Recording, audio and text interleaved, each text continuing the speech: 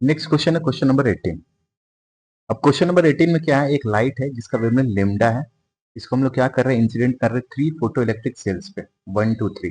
अब क्वेश्चन में क्या बोल रहा है ना, इसका जो थ्रेशोल्ड फ्रीक्वेंसी है इसका वैल्यू दिया हुआ है लेमडा 1, लेमडा 2, लेमडा 3। तो करस्पॉन्डिंग स्टॉपिंग पोटेंशियल है ना, इसका तुम्हारा दिया हुआ है वैल्यू V1, V2, V3।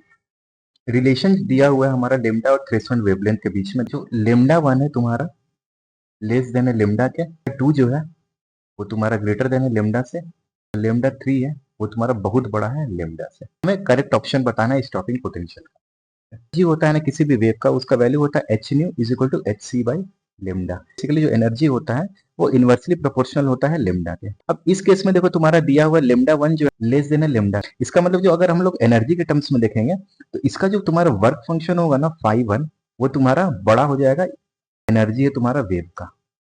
उसी तरीके से सेकंड केस में क्या हो जाएगा, जो वर्क फंक्शन फाई 2 है वो तुम्हारा छोटा हो जा रहा है एनर्जी ऑफ द वेव जो कि इंसिडेंट हो रहा है। सिमिलरली जो थर्ड केस में जो वर्क फंक्शन होगा फाई 3 वो तुम्हारा बहुत छोटा हो जाएगा as compare to the energy given by the light. इस केस में नो फोटो इलेक्ट्रिक इफेक्ट होगा क्योंकि जो मेरा करस्पॉन्डिंग एनर्जी है ना वेव का वो तुम्हारा वर्क फंक्शन से कम है, तो कोई फोटो इलेक्ट्रॉन इजेक्ट ही नहीं होगा। तो इस केस में no photoelectric effect will be seen on 1। 2 और 3 के केस में तुम्हारा फोटो इलेक्ट्रिक इफेक्ट होगा। पोटेंशियल के लिए हम लोग simply conservation of energy use करेंगे। E times capital V is equal to h nu minus work function. ठीक है, स्टॉपिंग पोटेंशियल का वैल्यू हो जाता है h nu minus 50 divided by E।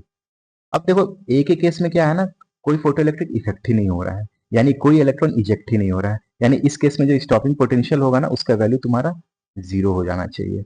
यानी मेरा V1 इक्वल टू 0 होना चाहिए, जो कि तुम्हारा देखो ऑप्शन 1 और ऑप्शन 2 में है। ऑप्शन 3 और ऑप्शन 4 में ऐसा नहीं है, तो ऑप्शन 3 और ऑप्शन 4 ऑटोमेटिकली गलत हो गया। हम लोग देखते हैं 3 और 2 के केस में। अब 3 के केस में तुम्हें दिखेगा जो एनर्जी है ना वेव का वो बहुत बड़ा है as compare to the wave function. यानी जो फोटो इलेक्ट्रॉन इजेक्ट होगा 3 के केस में, उसका जो काइनेटिक एनर्जी होगा ना वो बहुत ज्यादा होगा as compare to the photo electrons emitted in surface 2। इसका मतलब क्या होगा, जो करस्पॉन्डिंग जो स्टॉपिंग पोटेंशियल होगा ना वो V3 का केस में सबसे ज्यादा होगा और उसके बाद V2 के केस में होगा। अगर रिलेशन देखा जाए तो V3 पहले आएगा फिर V2 आएगा। अब हम लोग ऑप्शन में चेक कर लेते हैं, तो ऑप्शन में दिखेगा कि भैया ये सिर्फ 1 को सेटिस्फाई कर रहा है, ऑप्शन नंबर 1 में, यानी मेरा करेक्ट आंसर हो जाएगा ऑप्शन नंबर 1।